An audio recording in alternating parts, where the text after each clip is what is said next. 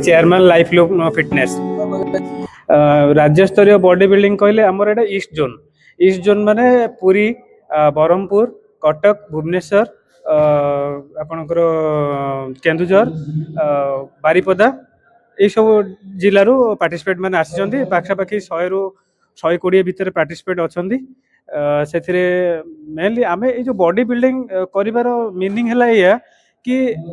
यहाँ करुचु जहाद्वारा कि पिला माने देखिकी किसी जानवे बॉडी बिल्डिंग कौन आउ निज देह प्रति जत्नवान हेबे से ये जो बॉडी बिल्डिंग शोटार आयोजन करा जायछि लोक पिला माने जानिबा दरकार कि बॉडी बिल्डिंग कौन बॉडी आजिकल एक्चुअली बॉडी बिल्डिंग से थिला गोटे समय चलुला अबिका से माने चाहू नांती तो सेटा को आगु को प्रोग्रेस करिया पई एटा हमें इनिशिएटिव नैछु समस्त गोटे वार्ता रखी कि कौन निशा द्रव्य रे से माने न रुहतु से माने निज सुंदर स्वास्थ्य को जत्नवान रुहतु भल खातु डाएट रे रुहतु डेली एक्सरसाइज करंतु एटा मोर गोटे वार्ता रहइबो एक्सरसाइज करंतु निज देह को सुस्थ रे रखंतु।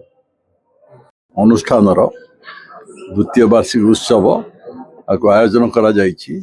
Odisha body builders and fitness association तरफ ये जो अनुष्ठान टी एठी जो लाइफ लॉन्ग अनुष्ठान टी ये गोटे बृहत अनुष्ठान भाव में मुरटेक सारे कटक भुवनेश्वर रे प्रकार जिम नहीं जो प्रकार नीम दीपक महांती नेतृत्व गढ़ा जाइए शह शह पिला एठी आसिकी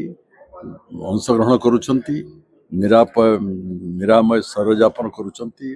मोटापणिया कमी जाउछंती रोगमुक्त हो पारुछंती भल कम आम पैसन अंचल अनुष्ठान कम करें समस्त द्वितीय वार्षिक उत्सव शुभेच्छा देचु आशीर्वाद करूँ अनुष्ठान उत्तरोत्तर उन्नति हो अनुष्ठान जलापथ कुशलित।